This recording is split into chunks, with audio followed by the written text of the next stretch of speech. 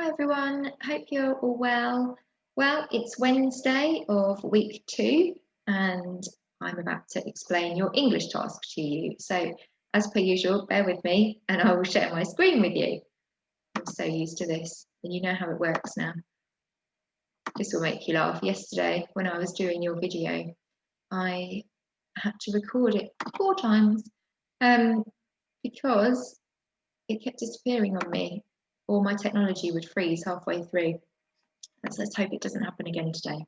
Right, so I can write to entertain, the same theme, that's same learning objective that you've had all week. Now today we're focusing on Grendel and Grendel's appearance. So what we think Grendel looks like.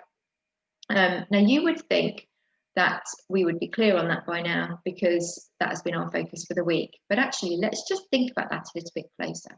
So these are the things we know so far. Grendel is feared by all in Herot, apart from Beowulf. He's a creature of darkness, exiled from happiness and accursed of God, the destroyer, the devourer, and of our humankind. He is a very dark and vicious character. The foul fiend, a hideous sea hag, and a monstrous fire dragon. So those are the things that we know about him so far from the text. But what does he actually look like? What I'd like you to do now is pause this video and go back and read page 10 of the book, which gives you the most information about Grendel, and see if you can find anything about his appearance in there. Okay. Right, so having read page 10, you will realise that the information we have is actually quite limited to what he looks like. Actually, we've had to infer from the text what we believe his appearance to be. So again, I'm just going to move this from my screen. Sorry, I've just highlighted some evidence from the text here to make it a little bit clearer from you. So these are the things that we do know. We know that he's an enemy from hell itself. There you go, it says that there. We know he's a monster. We know that he's a beast born of evil and shame. And we know that he has an evil heart. But actually, in terms of what he looks like, we don't get very much information at all. In fact, the only thing we do know is that he must have ears. We know he must have ears because it says here, let me find it. He heard the sweet music of the harp. It also says here,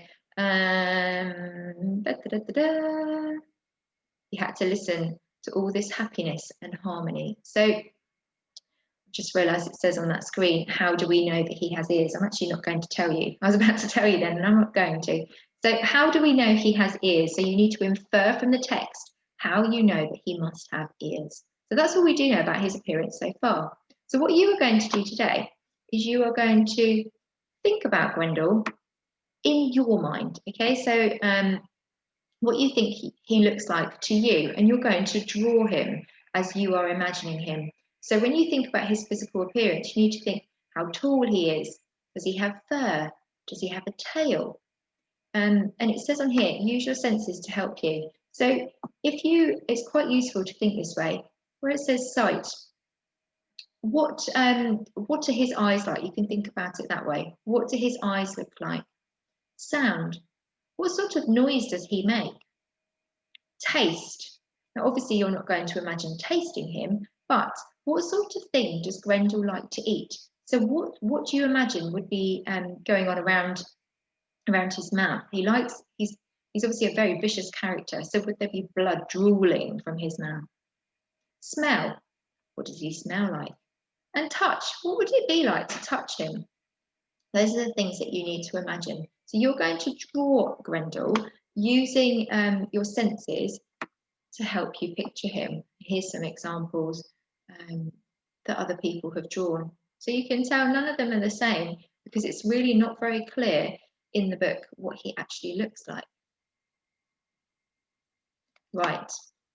Once you've done that, you are going to write as many words and phrases to describe your monster. So here are some examples for you.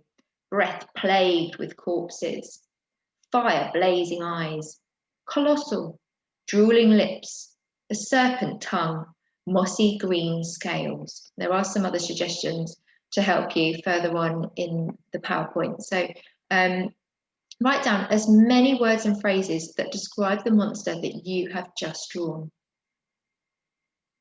There you go, these are the examples. Bloodthirsty, stalker of the night.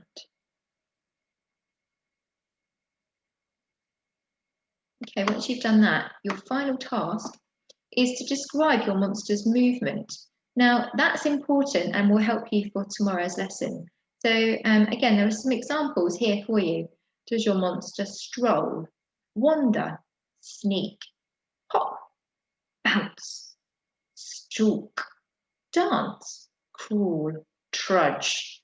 What does your monster do? How does it move? So again, what you're going to do with the examples of movement and earlier on here, when you were describing words and phrases to describe your monster, you're going to write them at the side of your picture. So you're going to annotate your picture with as much description as you can, and then you can use this tomorrow when we do our final piece of writing for this week.